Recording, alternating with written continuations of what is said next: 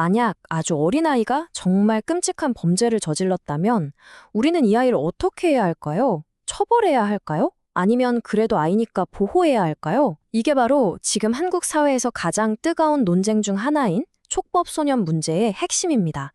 오늘 이 문제를 한번 제대로 파헤쳐 보겠습니다. 자, 이 논란의 한가운데에는 바로 촉법소년이라는 단어가 있습니다. 도대체 이게 뭘까요? 네, 법적으로 촉법소년은요, 만 10세에서 14세 미만의 아이들을 말해요. 이 나이대 아이들이 법을 어기는 행동을 해도 아직 형사 책임을 질 만큼 성숙하지 않다고 보는 거죠. 그래서 가장 중요한 게 뭐냐면 이 아이들은 전과 기록이 남는 형사처벌을 받지 않는다는 겁니다. 아니, 잠깐만요. 그럼 이 아이들은 그냥 아무 책임도 안 지고 말 그대로 법 위에 서 있는 거 아닌가요?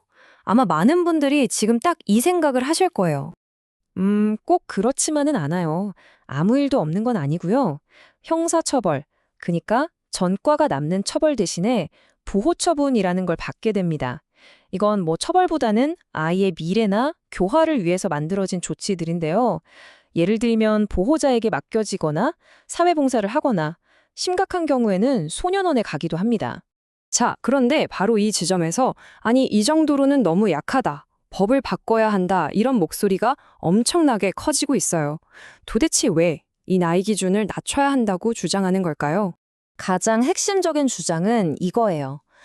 요즘 애들은 자기가 처벌 안 받는다는 걸 너무 잘 알고 이걸 악용한다. 바로 이 걱정, 이 분노가 연령을 낮추자는 논의를 촉발시킨 거죠. 자, 그래서 이 연령을 낮추자는 근거를 좀 정리해보면 크게 세 가지로 볼 수 있어요. 첫째, 소년 범죄가 점점 늘고 갈수록 잔인해진다. 둘째, 요즘 아이들은 이 법이 처음 만들어진 1953년, 그때랑은 비교도 안 되게 신체적으로나 정신적으로 성숙하다. 그리고 셋째, 선고 연령 같은 다른 기준들도 다 낮아졌지 않냐, 뭐 이런 거죠.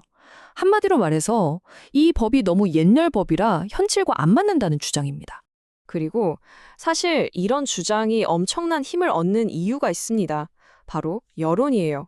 지금 보세요. 무려 80%가 넘는 사람들이 연령을 낮추는데 찬성하고 있어요. 성인 10명 중에 8명이라니 어마어마하죠. 이러니 정부 입장에서도 법을 바꾸려는 움직임을 보일 수밖에 없는 거고요. 자, 그럼 정말 그럴까요? 이런 주장들을 뒷받침하는 실제 데이터는 과연 뭐라고 말하고 있을지 한번 꼼꼼하게 따져보겠습니다.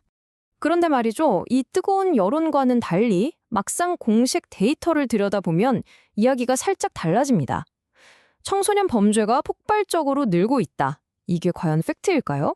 자, 여기 이 그래프를 한번 같이 보시죠. 지난 10년 동안 법원으로 넘어온 촉법소년 사건 수가 어떻게 변했는지를 보여주는 건데요. 그냥 보면 좀 올랐다 내렸다 하는 것 같죠? 좀 더 자세히 보면 2010년 연부터는 확실히 좀 늘어나는 추세가 보여요.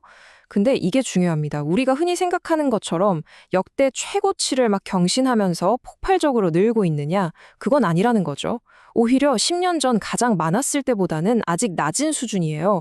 범죄가 폭증한다고 말하기에는 데이터가 좀 애매하죠. 그럼 범죄가 더 폭력적으로 변했다는 주장은 어떨까요? 살인이나 강도 같은 정말 심각한 범죄들 통계를 한번 보세요. 어때요? 해마다 숫자가 늘었다 줄었다 하지 무슨 뚜렷한 상승 곡선을 그리고 있지는 않잖아요. 그러니까 데이터만 딱 놓고 보면 점점 더 흉포해지고 있다라고 단정하기에는 사실 좀 어려운 겁니다. 그리고 여기서 진짜 중요한 포인트가 하나 나옵니다. 우리가 뉴스에서 청소년 범죄가 너무 잔인해졌다고 할 때 보는 그 데이터들 있잖아요. 그게 사실은 지금 우리가 얘기하는 촉법소년, 즉 10세에서 13세 아이들 통계가 아닐 때를 많아요. 이미 형사처벌을 받는 14세 이상 아이들, 범죄소년의 통계랑 섞여서 보도되는 경우가 많다는 거죠. 이 둘을 제대로 구분해서 봐야 현실을 정확히 볼 수 있습니다.